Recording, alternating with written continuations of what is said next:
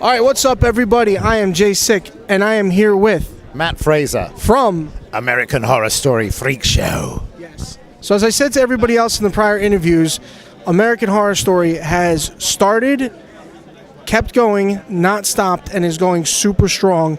How does that make you feel being a part of something like that? Well, it makes me feel incredible and amazed and happy to be part of like the biggest series in the program series. You know, it's number 4 in the series, Freak Show. We grossed 10 million on the first viewing. I've never been part of anything so successful in my life. I've done stuff in Britain before, and I've been in horror films before, and good ones, but nothing as good as this. The caliber of this, you know, the budgets, the 35 millimeter.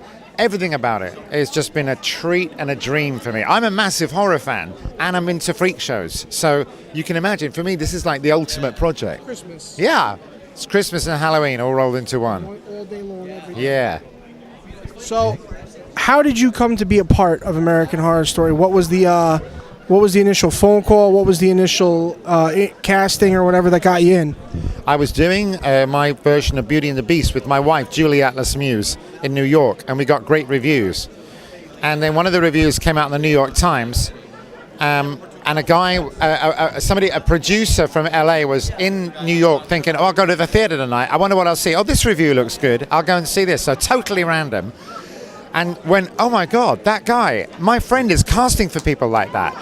And so the next day I got a call. I was back in London by that point. I got a call, and they said, email, please audition. Here's the sides, which sides are the 2 pages of script you get given to read. And can it be edited like this, and the lighting must be like this. And I didn't have any of that. I just had photo booth on my computer. So I did it on photo booth, put it up on my Vimeo page, and went, that's the best I can do. And 24 hours later, they offered me the job. They were really pleased, they said. So this was just a random guy at a random moment, just a discovery in the middle of New York City, from a guy from all the way from London, which, mind you, is also my hometown as well. Born there, but not raised there. But so all that happened, and how did you know you had the part? Like after the audition? Well, after the audition, they said they wanted me offer me a part of the illustrated man, and I said, well, I work as a seal boy. Can we do a deal? Can we make him the illustrated seal boy? Oh, I don't want my face tattooed. And that took them 24 hours to agree to, because they really had their heart set on the tattooed face. But I didn't want my face tattooed for 6 months with all those chemicals on my face and shit. So thankfully they agreed, and so it was about 48 hours after their original offer that I accepted, and we cut a deal. It was real quick, and then it was like bam, bam, bam. Like within 3 weeks, I was in America, being fitted for the costumes. A week later, I was on set. It was crazy. So now you have been working in this, as I've been told by other castmates. You've been working in freak shows and this for ages, if I'm correct, for the longest time. Tell me a little bit about how that experience that you have, because to the writers of American Horror Story, a guy with your kind of credibility and past and experience is a gold mine for them. How did that affect your ability to perform on set and ability to communicate with, I guess, the writers or the directors and producers? Well, in terms of my expertise, if you like, on the genre of freak shows, I was able to help cast a lot of the smaller parts. Like, we're looking for a sword swallower here, and a guy who does that. And hold on, guys, I'm doing a fucking interview right here. What are you, fucking stupid? Well, what are you, blind? Good? Did you restart it? No, keep it in. Keep it in. We should keep that. Okay. It's rock and roll, right? We need to take you out on more interviews when people get loud. We'll let you loose on them. Sorry. I love you. You know that. Okay. Whatever about him. So where were we? Oh, yeah. So I was able to say, in terms of my influence in being an expert, if you like, on set about freak shows, I was able to talk to the writers and producers when they were looking for, somebody with ectrodapally lobster. I was like, I know the guy. Here's his number. And I was able to provide sword swallowers, knife throwers, all sorts of stuff for the show. So that was fun. In terms of how I felt doing it, I was born to do it. I've been doing freak shows since 2000. I'm an actor. I am a freak. I'm an actor. this was the project that brought it all together. And so I felt so comfortable. This was my world finally being portrayed on the big screen, on the big budget screen. I was literally as happy as a pig in shit. I really was. More and more so, horror-based shows are coming into the mainstream. Walking Dead, American Horror Story, the Batman's True Blood, the Batman show, the Batman series, I think was Gotham. Obviously, I said Walking Dead. What do you think has brought that back into the mainstream and has made it as strong as it's becoming? Because horror is coming back. Whether or not it's in a different way than it was in the 80s or 90s, it's coming back in a big way. What do you think has been a major influence on that? It's weird. I don't know what cultural thing has come to pass where the horror genre has moved back into the mainstream, because it's super popular now, right?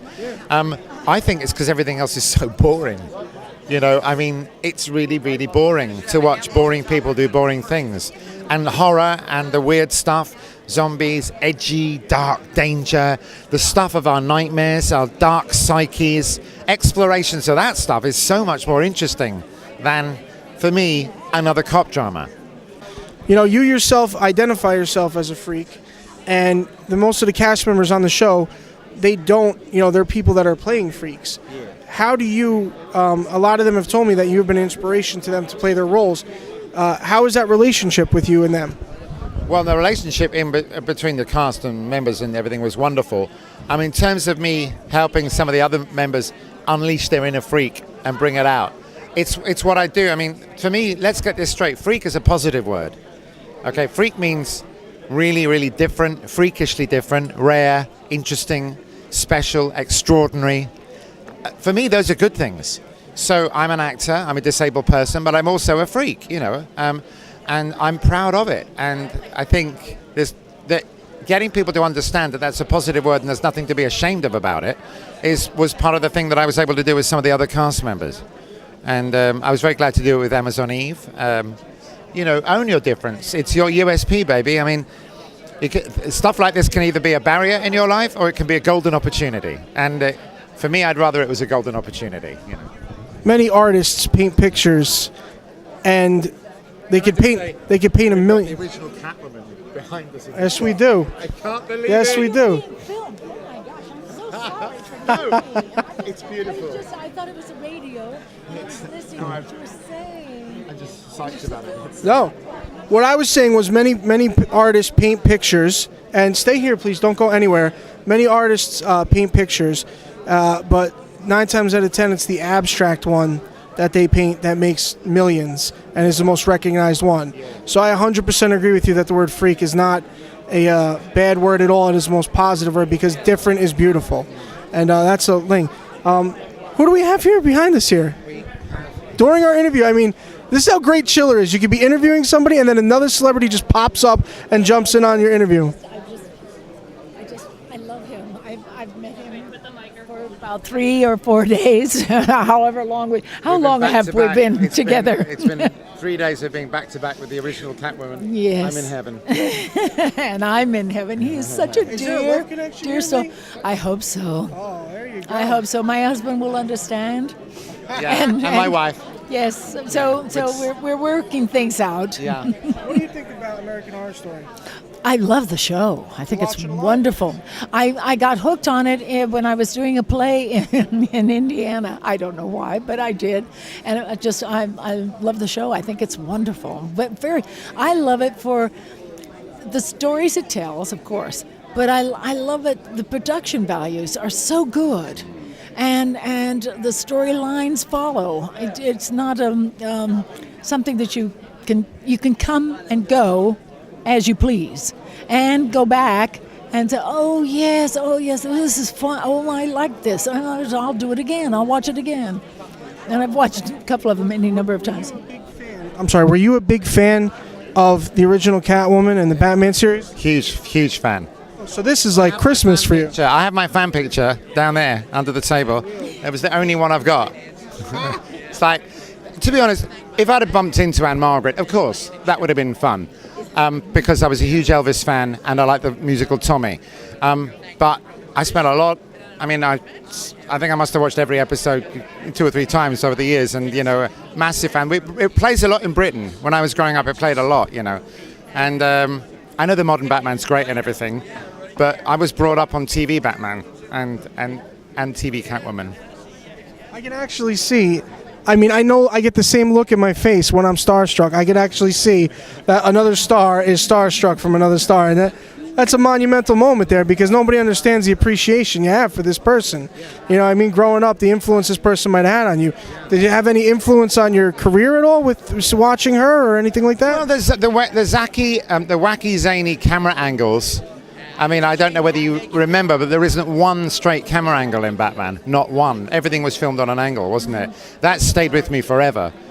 Framing of the shots, all of that sort of stuff, the composition of the way it was made. Plus, the walking up the side of when they used to walk up the side of the building and the celebrities would pop their head out and you're like, it's so obvious you're just walking on the ground, but you love it anyway, So yeah, culturally had a bearing on my upbringing, definitely. I like the bizarre, the weird, and that kind of more than real life.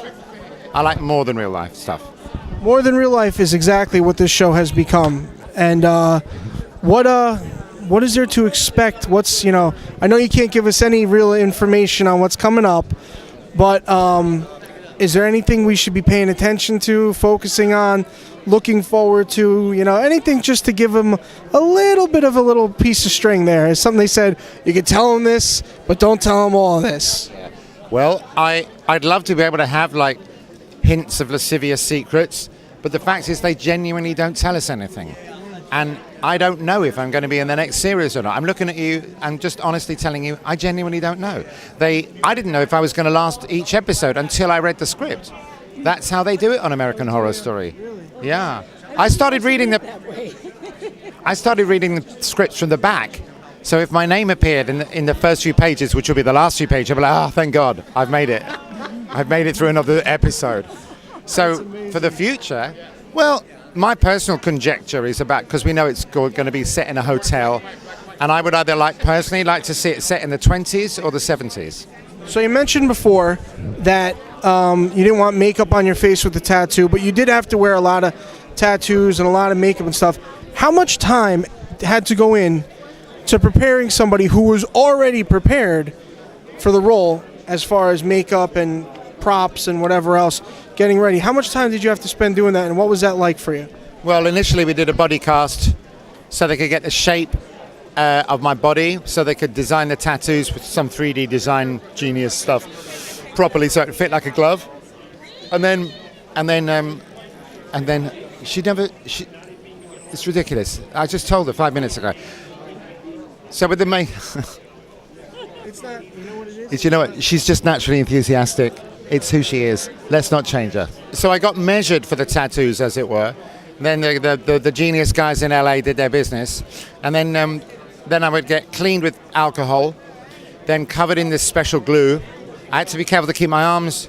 Sometimes I'd forget and put them down, and my arms would get stuck to my body, so I'd do that, and then they'd cover me in the plates, basically a posh lick and stick, like kids' fake tattoos. And they put them on. There were about 7 or 8 big units. The neck was hard to do. They'd always have to get the jawline exactly right, measure it against pictures of the way they'd done it previously. And then I would get covered in a fixative, and then get covered in talcum powder. And then they'd do the next piece, and it would go on and on and on. And then they'd airbrush in between all the panels. The whole process for the shot, right below the camera there's a shot of me in a wife beater. Yeah, that picture there, that coverage would take 2.5 hours. Topless would take 3.5 hours, and a couple of times I did a shot where I walked away and you saw my butt, and there were seal bones on my butt cheeks. That would take about 4.5 hours. So you're looking easily 6 hours, maybe 7 hours of makeup a day, if it was a low day. The other thing I want to talk about, what would be the most interesting story you can give me about your past with freak shows and with oddities, anything else like that? Anything that comes up to your memory from, your past, working in that genre. I mean, I myself personally have worked in a lot of events that involved semi-freak show, fashion shows, new age kind of stuff. But you have the real deal old school experience. I mean, do you have a story that comes up from the past that you could talk to us about? Yeah, we have a show called The Bill in Britain. It's kind of like Law and Order. It's the cop series has been around forever. Everyone's been on it. I did an audition for it, and the reality was they were just too nervous to cast a disabled guy, but they were too polite to say. And we didn't hear. And then they called and they said, yeah, a bit of a problem. He needs to be able to drive the character. So, and I'm like, so you saw that I have a full driving license on the front page of my resume? And they were like, they just chose the wrong excuse, right? But I got it. I was like, okay, I'm not going to get work, and people are going to be too embarrassed to tell me the truth. And the next day, I saw a picture of CeeLo the Seal Boy, who was a freak show performer from the 1930s with little arms like mine. And I thought, you know what? I'm going to do a play about this guy, because you know what somebody can't take away from me is this role. I'm the only one who can do this role. Forget about the driving license. This is the license. So I did that. And in doing so, I learned about freak shows and the history of it. And I just became fascinated with what is my own cultural heritage, really. People like me did stuff like that in those days. And I learned about it. Learned it wasn't all exploitation, that they were independent people who were treated as equals. They were fiscally independent. Really rare stuff for disabled people in the 30s. And I was hooked. And so it's weaved its way through my work ever since. And I have to say, it's been the secret of my success. If I hadn't have gone on that journey, I wouldn't have done half the things I've done. And I certainly wouldn't have done American Horror Story.